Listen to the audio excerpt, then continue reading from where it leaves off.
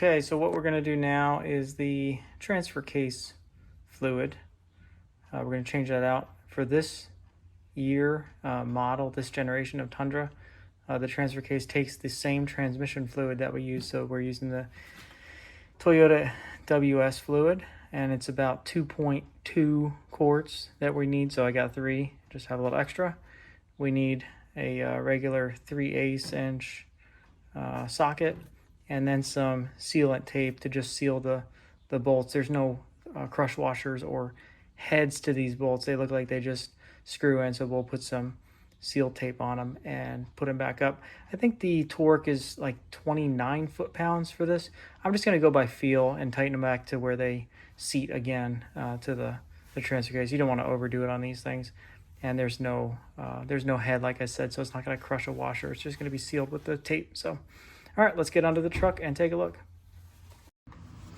Okay, so what we got here, we have the drain bolt and we have the fill bolt. So we're gonna take the fill out first, and then we're gonna take the drain out. I might need an extension just to make sure I have enough distance from this this thing that's coming out. So you can see here there's tape, sealant tape already on the bolt. So we're just gonna reapply and put those back in until we feel it's tight enough, and then we're good to go. Okay, so we got this here. We're gonna look at that. That's really not seated in there tight at all. So we're just gonna do this fill.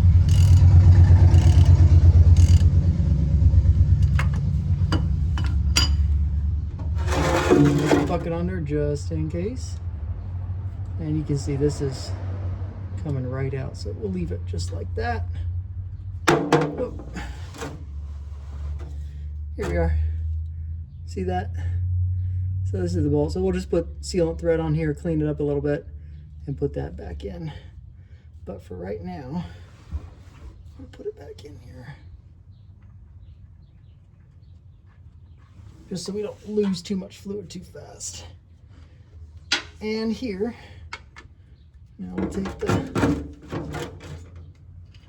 that's really very light. So do not over torque these things. You'll just mess up your transfer case if you try to do that. So this thing is very loose in there. Barely tighten it up. So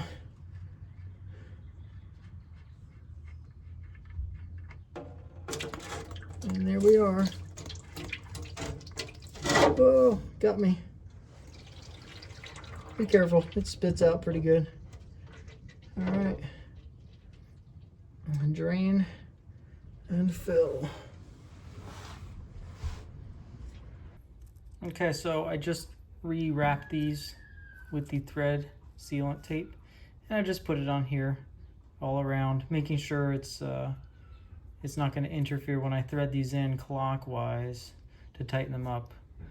So both are done the same way, drain and fill plug, and we'll put them back in.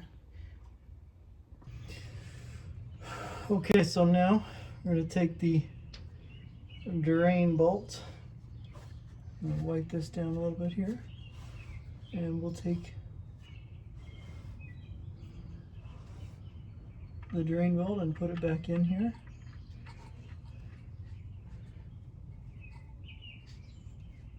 And tighten this thing down until we're good.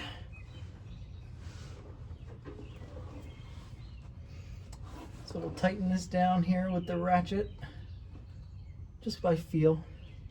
So we'll thread it back in about the same as what it was before, the same line and depth.